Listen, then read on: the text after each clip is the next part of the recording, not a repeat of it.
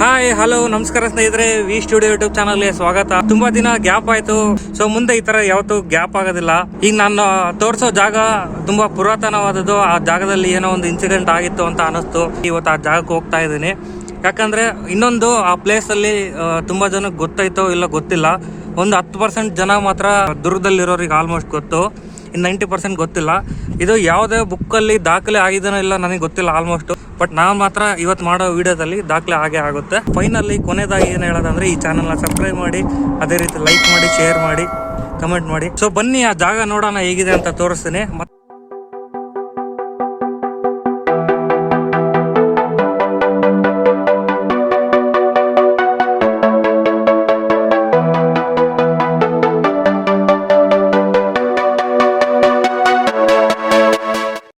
So ಈಗ ಈ ಜಾಗಕ್ಕೆ ಹೋಗೋ ದಾರಿ ಹೇಗಪ್ಪ ಅಂತಂದ್ರೆ, ಚಿತ್ರದುರ್ಗದಿಂದ ಮೂರ್ ಜಾಗ ಅಲ್ಲ, ಹಲವಾರು ದಾರಿಗಳು ಸಿಗ್ತವೆ. JCR ಇಂದ ಒಂದು, ತುರುನೂರಿಂದ ಒಂದು, ಚಳ್ಳಕೆರೆ ಗೇಟ್ ಇಂದ ಒಂದು, ಬೈಪಾಸ್ ಇಂದ ಹೊಸ ಬೈಪಾಸ್ ಆಗಿದೆ. ಮುಂಚೆ ಅಂದ್ರೆ ಹಳೆ NH4 ಇತ್ತು ದುರ್ಗದಲ್ಲಿ, ಈಗ ಹೊಸ ಬೈಪಾಸ್ ಆಗಿದೆ.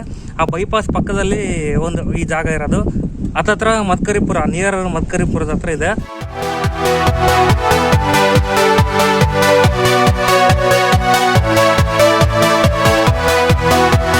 ಹೋಗೋ ದಾರಿ ಮಡ್ ರೂಟ್ ಆಗಿದೆ. ಮಡ್ ರೂಟ್ ಸಣ್ಣ ರೋಡ್ ಆಗಿದ್ರು ಅದರ ಮಜಾ ಸಿಗುತ್ತೆ. ಬೈಕಲ್ಲಿ ಹೋಗ್ಬೇಕಾರೆ, ಕಾರಲ್ಲಿ ಬಂದ್ರೆ ಅಷ್ಟು ಗೊತ್ತಾಗಲ್ಲ, ಬೈಕಲ್ಲಿ ಹೋಗ್ಬೇಕಾರೆ ಬಹಳ ಚೆನ್ನಾಗಿ ಸಿಗುತ್ತೆ. ಈ ರೋಡ್ ಒಂದು ಹಳ್ಳಿಗೂ ಕನೆಕ್ಟ್ ಆಗುತ್ತೆ ಮತ್ತೆ ಆ ದೇವಸ್ಥಾನಕ್ಕೂ ಕನೆಕ್ಟ್ ಆಗುತ್ತೆ. ಅಕ್ಕಪಕ್ಕ ಹೊಲಗಳಿದಾವೆ, ನೋಡಕ್ ಚೆನ್ನಾಗಿದೆ ಪ್ಲೇಸ್. ಒಂದ್ ಟೈಮ್ ಬರ್ಬೋದು ವೀಕೆಂಡ್ ಅಲ್ಲಿ. ಎಲ್ಲಾದ್ರೂ ನಾನು ದೂರ ಹೋಗ್ಬೇಕು, ಏನಾದ್ರು ಮಾಡ್ಬೇಕು, ದೇವಸ್ಥಾನ ನೋಡ್ಬೇಕು, ಯಾವ್ದೋ ಒಂದು ಜಾಗ ನೋಡುವ, ಈ ದಾರಿಗೆ ಬರ್ಬೋದು. ಸೊ ಈಗ ನಾವು ದೇವಸ್ಥಾನದ ಎಂಟ್ರಿ ಆಗಿದ್ದೀವಿ, ಪ್ರವೇಶ ಆಗಿದ್ದೀವಿ. ದೇವಸ್ಥಾನದ ಪ್ರವೇಶ ಆಗಿದ ತಕ್ಷಣನೇ ಮೊದಲನೇದಾಗಿ ನಿಮ್ಗೆ ಸಿಗೋದು ವೀರಗಲ್ಲು. ಆ ವೀರಗಲ್ಲು ಹೇಗಿದೆ ಅಂತ ನಾನು ನಿಮ್ಗೆ ತೋರಿಸ್ಕೊಡ್ತೀನಿ. ನೀವು ವೀರಗಲ್ಲು ನೋಡೋಣ.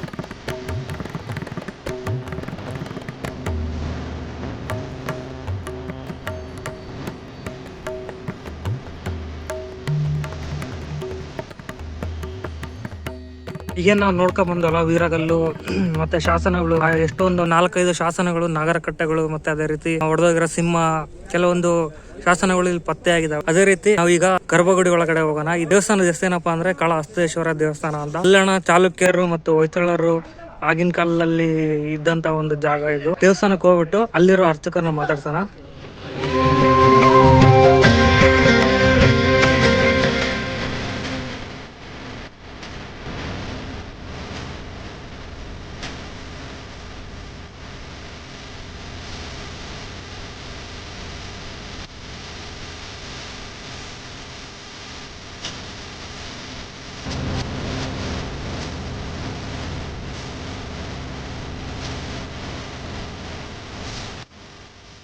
ಭಾಳ ಪುರಾತನ ಕಾಲದ ದೇವಸ್ಥಾನ ಇದು. ಮತ್ತು ಇದು ಚೋಳರ ಕಾಲದ್ದು. ಭಾಳ ಇದು ಇಂಪ್ರೂವ್ಮೆಂಟಲ್ಲೂ ಇರಲಿಲ್ಲ. ಈ 3 ವರ್ಷದಿಂದ ಜನ ಸ್ವಲ್ಪ ಇಂಪ್ರೂವ್ಮೆಂಟ್ ಆಯಿತು. ಹೈವೇ ರೋಡ್ ಬಂದಮೇಲೆ ಜನ ಇಲ್ಲಿ ಬರೋಕ್ಕೆ ಹೋಗೋದಕ್ಕೆ ಆಗುತ್ತೆ. ಮತ್ತು ಸೋಮವಾರ ಅನ್ನ ಸಂತರ್ಪಣೆ ಇರುತ್ತೆ. ನಿಮ್ಮ ಅರ್ಚಕರು ಯಾವಾಗಿಂದ ಎಕ್ಸ್ಪೀರಿಯನ್ಸ್? ಅರ್ಚಕರು ಯಾವಾಗಿಂದ ಆಗಿದ್ದಾರೆ? ನಮ್ಮ ತಾತನ ಕಾಲದಿದ್ದರೂ ಮಾಡ್ತಾರೆ, ತಾತನ ಕಾಲದಿದ್ದರೂ ಮಾಡ್ತಲೇ ಇದ್ದೀವಿ. ಪ್ರತಿ ಸೋಮವಾರ ಅನ್ನ ಸಂತರ್ಪಣೆ 4 ಗಂಟೆವರೆಗೂ ಪ್ರತಿ ಸೋಮವಾರ ಇದ್ದೇ ಇರುತ್ತೆ ಅನ್ನ ಸಂತರ್ಪಣೆ ಇದೆ. ಮತ್ತೆ ಈಗೀಗ ಇಲ್ಲ ಏನೋ ಭಕ್ತ ಮಂಡಳಿ ಅಂತ ಮಾಡ್ಕೊಂಡಿದ್ದು ಅಭಿವೃದ್ಧಿ ಕಾರ್ಯಕ್ರಮ ಮಾಡ್ತಾ ಇದ್ದಾರೆ. ಮತ್ತೆ ಜಾತ್ರೆ ಎಲ್ಲ ಯಾವಾಗ ನಡೀತಾವೆ? ಇದು ಶಿವರಾತ್ರಿ ಪ್ರತಿ ವರ್ಷ ಮೊದಲು ಮಾಡ್ತಾ ಇದ್ವಿ, ಜನ ಬರ್ತಾ ಇರಲಿಲ್ಲ. ಈ 3 ವರ್ಷದಿಂದ ಸಾಕಷ್ಟು ಜನ ಬರ್ತಾರೆ ಇದ್ದಾರೆ.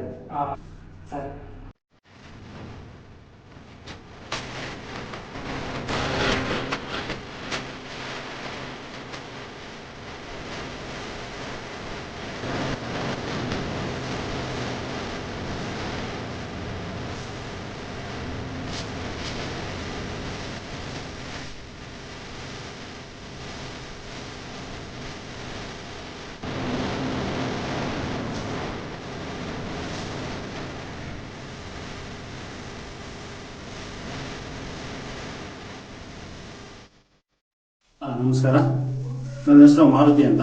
ಇದೇ ಗ್ರಾಮದ ಮದಕರಿಪುರದ ವಾಸಿ. ಇದು ಮದಕರಿಪುರದಿಂದ 3 ಕಿಲೋಮೀಟರ್ ದೂರದಲ್ಲಿ ಈ ದೇವಸ್ಥಾನ ಇದೆ. ಈ ದೇವಸ್ಥಾನದ ವಿಶೇಷ ಅಂದರೆ ಮೂರು ಇತಿಹಾಸಗಾರರು 3 ತರ ನಮಗೆ ಹೇಳಿದ್ದಾರೆ. ಇದು ಬೈಲ ಈಶ್ವರ ಅಂತ ಮುಂಚೆ ಬೈಲಾಗಿತ್ತು. ಇದು ಒಬ್ರು ಇತಿಹಾಸಗಾರ ಬಂದು ಇದು ಕದಂಬರು ಕಟ್ಟಿರೋ ದೇವಸ್ಥಾನ. ಕದಂಬರದ ಏನೋ ಗುರುತು ಅಂತ ಹೇಳಿದಕ್ಕೆ ಅಲ್ಲಿ ನೀರು ಬರುತ್ತಲ್ಲ, ಆ ನೀರು ಬರೋದ್ರಲ್ಲಿ ಕಮಲ ಇದೆ. ಕಮಲ ಇರೋದಕ್ಕೋಸ್ಕರ ಆಗಿದ್ದು ಕದಂಬರು ಅಂತ ಅವ್ರು ಹೇಳಿದ್ರು. ಆದರೆ ನಮಗೆ ಈ ದೇವಸ್ಥಾನದ ಹೊರಗಡೆ ಒಂದು ಶಿಲಾಶಾಸನ ಇದೆ. ಅಲ್ಲಿ 1124ನೇ ಇಸ್ವಿಯಲ್ಲಿ ಬಾದಾಮಿ ಚಾಳುಕ್ಯರು ಕಟ್ಟಿಸಿರೋದು ಅಂತ ಅದೊಂದು ಶಾಸನ ಇದೆ. ಈ ಗರ್ಭಗುಡಿಯನ್ನು ಮಾತ್ರ ಕಟ್ಟಿಸಿರೋದು. ಈ ಗರ್ಭಗುಡಿ ಆದಮೇಲೆ ಮುಂದಗಡೆ ಇಲ್ಲಿಂದ ಹೊರಾಂಗಣ ಹೊಯ್ಸಳರ ಕಾಲದ ಗುರು ಇದು ನೋಡಿ. ಇದು ರೌಂಡ್ ಇದೆಯಲ್ಲ, ಇದು ಹೊಯ್ಸಳರು. ಈ ಮಂಟಪವನ್ನು ಮಾತ್ರ ಕಟ್ಟಿಸಿರೋದು. ಇದು ಎಲ್ಲ ಓಪನ್ ಇತ್ತು. ಈಗ ಮೊನ್ನೆ ಯಾವ ಒಂದು 100 ವರ್ಷದ ಕೆಳಗಡೆ ಕಟ್ಟಿರಬಹುದು ಅಂತ ಒಂದು ಪ್ರತೀತಿ ಇದೆ. ಹಾಗೆ ಹೊರಗಡೆ ಇದು ಹೊಯ್ಸಳರ ಕಾಲ. ಇದು ಇತಿಹಾಸಗಾರ ಪ್ರಕಾರ ಇದೆಲ್ಲ ಗಜಗೌರಿ ಅಂತಾರೆ. ಒಬ್ರು ಲಕ್ಷ್ಮಿ ಅಂದ್ರು, ಆದ್ರೆ ಇನ್ನೊಬ್ರು ಯಾರೋ ಒಬ್ರು ಜಯಿಸರು ಬಂದ್ರು ಇದು ಗಜಗೌರಿ ಅಂತ ಹೇಳಿದ್ರೆ ಇಲ್ಲಿ 2 ಗಜ ಇದೆ, ಇದು ಗೌರಿ ಅಂತ ಒಂದು ಪ್ರತೀತಿ. ಇದು ಹೊರಗಡೆ ಸಿಕ್ಕಿದ್ದು ತಂದು ಇಲ್ಲಿ ಇಟ್ಟು ಪೂಜೆ ಮಾಡ್ತಾ ಇದ್ದೀವಿ. ಇದು ನವದುರ್ಗಿ ಈಶ್ವರ ದೇವಸ್ಥಾನದಲ್ಲಿ ಯಾವಾಗಲೂ ನವದುರ್ಗಿಯರು ಇರ್ತಾರೆ. ಇದೊಂದು ಇದೆ ನೋಡಿ, ಇಲ್ಲಿ ಮೇಲೆ ಶಿಖರ ಇದೆಯಲ್ಲ.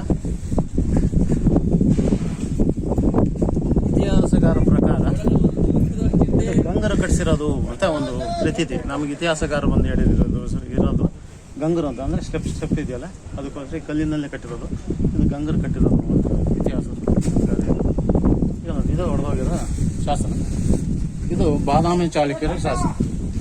ಬಾದಾಮಿ ಈ ಶಾಸನದಲ್ಲಿ 1124ನೇ ಇಸ್ವಿಯಲ್ಲಿ ಈ ಏರಿಯಾದ ಸಾಮಂತ ಕಾಮಯ್ಯ ನಾಯಕ ಅಂತ. ಕಾಮಯ್ಯ ನಾಯಕನ ಹೆಂಡತಿ ಮಹಾಶಿವ ಭಕ್ತ. ಅವಳು ದೇವರಲ್ಲಿ ಹರಕೆ ಹೊತ್ತಿರ್ತಾಳೆ, ನಿನಗೆ ಶಿವನ ಲಿಂಗನ ಪ್ರತಿಷ್ಠಾಪನೆ ಮಾಡಬೇಕು ಅಂತ ಹೇಳ್ತಾಳೆ.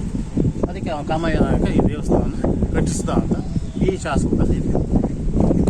ಬಾದಾಮಿ ಚಾಳುಕ್ಯರು ಹೋದ್ಮೇಲೆ ಹೊಯ್ಸಳರು ಬಂದು, ಹೊಯ್ಸಳರದ್ದು ಗುರುತು ಏನಿದೆ ಅಂದರೆ ಅದೊಂದು ಮಂಟಪ ತಳಿದ ಕಲ್ಲುಗಳಿನ ಕಂಬಗಳು ಒಂದು, ಅದೊಂದು ಅದಕ್ಕೆ ಒಂದು ಲಾಂಛನ, ಸಿಂಹ ಲಾಂಛನ ಇದೆ. ಇದು ದುಷ್ಕರ್ಮಗಳೆಲ್ಲ ಹೊಡೆದಾಕಿದ್ದಾರೆ. ಹೊಡೆದು ಇಷ್ಟು ಮಾತ್ರ ಉಳಿದು ಇದು ಒಂದೇ ನಮಗೆ ಗುರುತಿರೋದು ಹೊಯ್ಸಳರು ಮಾತ್ರ. ಹೊಯ್ಸಳರು ಆದಮೇಲೆ ವಿಜಯನಗರ ಸಾಮ್ರಾಜ್ಯದವರು ಬರ್ತಾರೆ. ವಿಜಯನಗರ ಸಾಮ್ರಾಜ್ಯದ ಕುರುಹು ಏನಂದ್ರೆ ಅದೊಂದು ಶಾಸನ ಇದೆ. ಆ ಶಾಸನದಲ್ಲಿ ಏನಿದೆ ಅಂತ ಅದು ಓದಿರೋದು ಒಳಗಂದಲ್ಲಿ ಅದೊಂದು ನಮಗೆ ಗೊತ್ತಾಗಿಲ್ಲ. ಇತಿಹಾಸಗಾರರನ್ನು 2-3 ಜನ ಕೇಳಿದೆ ಮಾತಾಡ್ತೀನಿ. ಅವರು ಬಂದು ಓದಿ ನಿಮಗೆ ತಿಳಿಸ್ತೀನಿ ಅಂತ ಹೇಳಿದ್ದಾರೆ. ಹೌದಂತೆ ವಿಜಯನಗರ ಸಾಮ್ರಾಜ್ಯ, ಮೈಸೂರು ಮಹಾರಾಜರು ಮತ್ತು ಮದಕರ ನಾಯಕನ ಕಾಲದಲ್ಲಿ ಏನಿದೆ ಇದಕ್ಕೆ ಈ ಊರು ಮುಂಚೆ ಬೆಳಂದೂರು ಅಂತ ಊರ ಹೆಸರಿತ್ತು. ಬೆಳಂದೂರು ಆದಮೇಲೆ ಒಂದು 10 ಹೆಸರು ಇಡಂಬೂರು ಆಗಿ. ಈ ಮದಕರ ನಾಯಕನ ಕಾಲದಲ್ಲಿ ಇಡಂಬೇಶ್ವರ ದೇವಸ್ಥಾನಕ್ಕೆ ದಾನದಲ್ಲಿ ಇದೆ ಅಂತೇಳಿ ಈ ದೇವಸ್ಥಾನ ಶಾಸನ ಹೊಂದಿದೆ. ಈ ಊರು ಯಾವ ಕಾರಣಕ್ಕೋಸ್ಕರ ಬೇರೆ ಕಡೆ ಹೋಗಿದೆ ಅಂದ್ರೆ 2 ಕಾರಣದಲ್ಲಿ ಇತಿಹಾಸಕಾರರು ಹೇಳ್ತಾರೆ. ಒಂದು, ಟಿಪ್ಪು ಸುಲ್ತಾನ್ ಕಾಲದಲ್ಲಿ ಈ ದೇವಸ್ಥಾನ ಮೇಲೆ ದಾಳಿ ಆಗಿದೆ ಅಂತ ಹೇಳಿದ್ದಾರೆ. ಅದಕ್ಕೋಸ್ಕರ ಕುರುಗಳು ಏನಿದೆ ಅಂದ್ರೆ ಒಳಗಡೆ ಇರೋ ಲಿಂಗದ ಮುಂದಿರೋ ಬಸವಣ್ಣನ ಕೂಡ ಒಂದು ಮುರಿದೋಗಿದೆ. ಮತ್ತೆ ಹೊರಗಡೆ ನಾವು ಮೆಟ್ಲು ಹತ್ತುವಾಗ ಜಾಗದಲ್ಲಿ ಅದನ್ನ 2-3 ಕಲ್ಲುಗಳು ನೋಡ್ತೀವಿ. ಇದು ಅದಕ್ಕೆ ಎಲ್ಲ ಈ ದೇವಸ್ಥಾನದ ಮೇಲೆ ದಾಳಿ ಆದ್ಮೇಲೆ ಜನಗಳು ಏನಾಗ್ತಾರೆ, ನಾವು ಹಿಂದೂಗಳು ಏನಾಗ್ತೀವಿ, ದೇವರೇ ಸರ್ವಸಕ್ತ ಅನ್ಕೊಂಡಿರ್ತೀವಿ. ದೇವರ ಮೇಲೆ ಯಾವತ್ತು ದೇವಸ್ಥಾನ ಮೇಲೆ ದಾಳಿ ಆದ್ಮೇಲೆ ಇಲ್ಲಿ ಲೋಕಲ್ ಜನ ಏನ್ ಮಾಡೋದು, ಎದುರಿ ಓಡೋಗ್ಬಿಡೋ ಅಂತ ಮುಂಚೆ ಹಿಂದಿನ ಕಾಲದಲ್ಲಿ ಇತ್ತು. ಅದೇ ಆ ಕಾರಣಕ್ಕೋಸ್ಕರ ಈ ಊರು ಆ ಕಡೆ ಹೋಗಿರ್ಬೋದು ಅಂತ ಒಂದು. ಇನ್ನೊಂದು ಸಾಂಕ್ರಾಮಿಕ ರೋಗ ಯಾವುದೋ ಬಂದಿರ್ಬೋದು ಈ ಊರಿಗೆ, ಅದಕ್ಕೆ ಈ ಊರು ಚೇಂಜ್ ಆಗಿದೆ ಅಂತ ಅದೊಂದು ಕಾರಣ. 2 ಕಾರಣ ಇತಿಹಾಸಕಾರ ಇರ್ತದೆ. ಅದಕ್ಕೋಸ್ಕರ ದೇವಸ್ಥಾನ 2 ಭಾಗ ಇದೆ. ಇದು ಮದಕರ ನಾಯಕನ ಕಾಲದಲ್ಲಿ ಇದು ದಾನ ಧರ್ಮ ದತ್ತಿ ಕೊಟ್ಟಿರೋದು ಇಡಂಬೇಶ್ವರ ದೇವಸ್ಥಾನಕ್ಕೆ ಒಂದು ಕಾರಣ ಇದೆ. ಆಮೇಲೆ ಮೈಸೂರು ಮಹಾರಾಜರು ಬಂದಮೇಲೆ ಈ ಜಮೀನನ್ನೆಲ್ಲ ಅಳತೆ ಮಾಡಿಬಿಟ್ಟು ರೈತರಿಗೆ ದಾನ ಮಾಡಿದ್ದಾರೆ. ಇದು ಒಂದು ಬ್ರಾಹ್ಮಣರದ್ದು ಜಮೀನು, ಅವರು ಈ ದೇವಸ್ಥಾನಕ್ಕೆ ದಾನ ಮಾಡಿಬಿಟ್ಟು ಸೇರ್ಕೊಂಡು ಈ ಇತಿಹಾಸ. ಈ ಆಲನ್ಮರ 300 ವರ್ಷದ ಆಲನ್ಮರ ಅಂತ ಸಸ್ಯಶಾಸ್ತ್ರಜ್ಞರು ಬಂದು ಹೇಳಿದ್ದಾರೆ. ಇಲ್ಲಿ ಧ್ಯಾನ ಮಾಡೋದಕ್ಕೆ ಎಲ್ಲ ಚೆನ್ನಾಗಿದೆ. ಇಲ್ಲಿ ಮುಂಚೆ ಒಂದು ವೀರಭದ್ರನ ವಿಗ್ರಹ ಇತ್ತು. ಯಾರೋ ವಿಗ್ರಹಗಳರು ಬಂದು ಆ ವಿಗ್ರಹ ಅಂತ ಮಾಡಿದ್ದಾರೆ. ಹೋದ ವರ್ಷ 2021ರಲ್ಲಿ ಇಲ್ಲೊಂದು ಕಟ್ಟೆ ಕಟ್ಟಿ ಅವರು ಪಾದಿಕೆಗಳು ಇದ್ದು ಪಾದಿಕೆ ಒಂದು ಪ್ರತಿಷ್ಠಾಪನೆ ಮಾಡಿದ್ವಿ. ಇಲ್ಲಿ ಬಂದು ಭಾಳ ಜನ ಪಿರಮಿಡ್ ಸಂಸ್ಥೆಯವರು ಬಂದು ಇಲ್ಲಿ ಧ್ಯಾನ ಮಾಡ್ತಾರೆ. ಧ್ಯಾನ ಮಾಡೋದು ಅಂತ ಕಾರ್ಯಕ್ರಮ ಮಾಡ್ತಿರ್ತಾರೆ. ವಾರಕ್ಕೊಂದ್ಸರಿ ಬಂದು ಇಲ್ಲಿ ಅಭಿಷೇಕ ಮಾಡೋದು, ಧ್ಯಾನ ಮಾಡೋದು, ಅದೊಂದು ಕಾರ್ಯಕ್ರಮ. ಇಲ್ಲಿ ವಾರಕ್ಕೊಂದ್ಸರಿ ಅನ್ನದಾಸೋಹ ನಡೆಯುತ್ತೆ. 106 ಜನ ಭಕ್ತರು ಬರ್ತಾರೆ. ಮದಕರಿಪುರ ಮತ್ತು ಈ ಕಡೆ ಗೊಲ್ರೆಟ್ಟಿ ಏನಿದೆ ಇಲ್ಲಿ ಚಿಕ್ಕಮಗಳೂರು ಇದೆ, ಚಿತ್ರದುರ್ಗ ಬಂದು ಇಲ್ಲಿ ದೇವರಿಗೆ ಆಶೀರ್ವಾದ ಪಡೆದು ಪೂಜೆ ಮಾಡಿ ಆಶೀರ್ವಾದ. ಇದು ಅದೇ ಭಿನ್ನ ಆಗಿದೆ. ಭಿನ್ನ ಆಗಿರೋದು ಮುಂದೆ ಬಂದಿಲ್ಲ. ಅದು ವಿಜಯನಗರ ಸಾಮ್ರಾಜ್ಯದ ಅದೊಂದು ಇದು ಭಿನ್ನ ಆಗಿದೆ. ಇದು ನೋಡಿ, ಇದೊಂದು ಭಿನ್ನ ಆಗಿದೆ.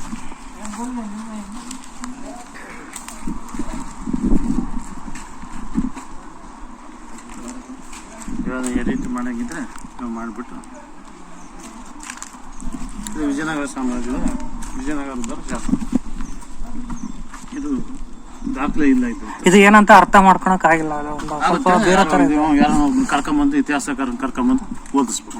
ಬೇರೆ ಹೇಳ್ಕೊಳಂಗೆಲ್ಲ ಮರ. ಮತ್ತೆ ಯಾರು ಇತಿಹಾಸಕಾರರು ಬಂದು ಅದ್ರಲ್ಲಿ ಒಬ್ರು ಬಂದ್ರು. ಇನ್ನೊಬ್ರದ್ದು ಯಾರೋ ಹೆಸರು ಗೊತ್ತಿಲ್ಲ. ಇನ್ನೊಬ್ರು ಅದೇ ಬ್ರಿಟಿಷ್ ಕಾಲದಲ್ಲಿ ಹೆಸರೇನು ಎಸ್ ರಾಯ್ ಇರ್ಬೇಕು. ಅವರು ಬಂದು ಅದನ್ನ ಓದಿರೋದು.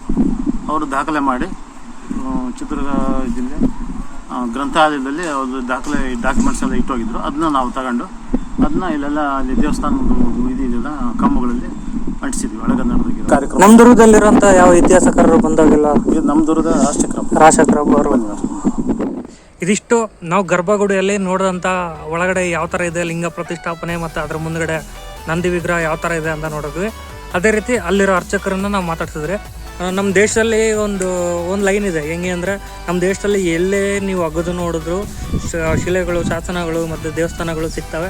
ಅದೇ ರೀತಿ ನಮ್ಮ ದುರ್ಗದಲ್ಲಿ ಎಲ್ಲೋ ಒಂದು ಮೂಲೆಯಲ್ಲಿ ಬಿದ್ದಿರೋಂಥ ಜಾಗದಲ್ಲಿ ಶಾಸನಗಳು, ವೀರಗಲ್ಲು ಆಲ್ಮೋಸ್ಟ್ ಎಲ್ಲ ಸಿಗ್ತಾ ಇದ್ದಾವೆ. ಅಗುದ್ರೆ ಸಿಗುತ್ತೆ ಅಂತ ಹೇಳ್ತಾರೆ.